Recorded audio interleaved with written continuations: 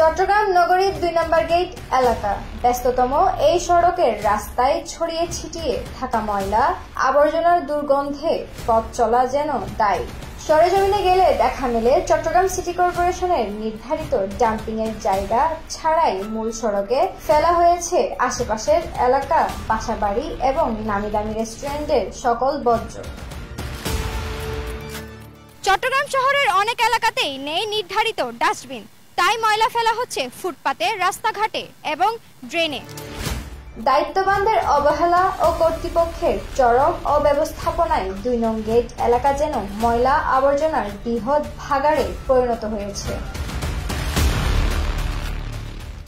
দুর্গন্ধ আসলে বাইরে তো আপনারা পাচ্ছেন, ইভেন আমরা বৃষ্টি হলে আমাদের বাসার মধ্যে আমরা থাকতে পারি না দুর্গন্ধের জন্য।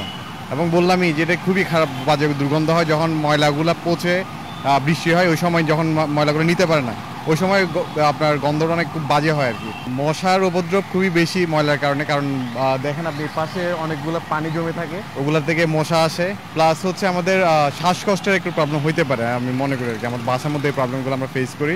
যাতায়াতের জন্য অনেক অসুবিধা হচ্ছে, দুর্গন্ধের জন্য চলাফেরা করতে কষ্ট হচ্ছে। এখানে মানে যাওয়া আসা অনেক দুষ্কর, বৃষ্টি পড়লে তো আরো বেহাল দশা, যেটা রোডের মধ্যে চলে আসে। সরকার যদি পদক্ষেপ নেয় বা মেয়রের পদক্ষেপ নেয়, তাহলে এখান থেকে ডাস্টবিন সরাই দেওয়া উচিত। বৃষ্টি পড়লে এই সড়ক চলাচলের জন্য অনুপযোগী হয়ে ওঠে। ছড়িয়ে ছিটিয়ে যত্রতত্র পড়ে থাকতে দেখা যায় আবর্জনা। জনসাধারণ ও এলাকাবাসীর দাবি দ্রুত ময়লার এই ডাম্পিং অন্যত্র সরিয়ে নেওয়ার। আমাদের চলাফেরায় তো ভীষণ কষ্ট হচ্ছে। এই রাস্তা দিয়ে সবাই স্কুলের বাচ্চারা যায়, বৃদ্ধরা যায়, যেতে অনেক কষ্ট হয়। রাস্তাটা একদম সংকুচিত, ময়লা ওইদিকে একদম রাস্তার মধ্যে ময়লা চলে গেছে। এখানে ময়লা পালায়, এমনকি ময়লা পালানোর কারণে যাত্রীগণ বা যারা পথযাত্রী তারা চলাফেরা করতে অনেক অসুবিধা হয়। এমনকি এখানে ময়লা পালানোর কারণে যানজটও হয়, অনেক মানুষের দুর্ভাগ্য বেশি হয়।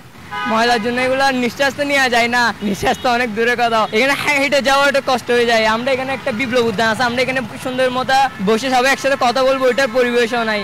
এগুলা থেকে বিভিন্ন রোগ ছড়ায়, ডেঙ্গু। যার কারণে অর্ধেক স্টুডেন্টে আজকে এবার পরীক্ষা দেয় নাই।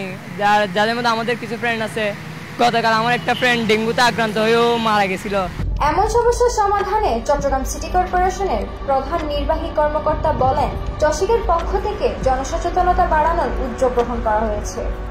আমরা এই সচেতনতার জন্য বিভিন্ন কার্যক্রম আমরা নিয়েছি। আমরা স্কুলে অনেকগুলা প্রোগ্রাম চালু করেছি। রিশতা আজাদ,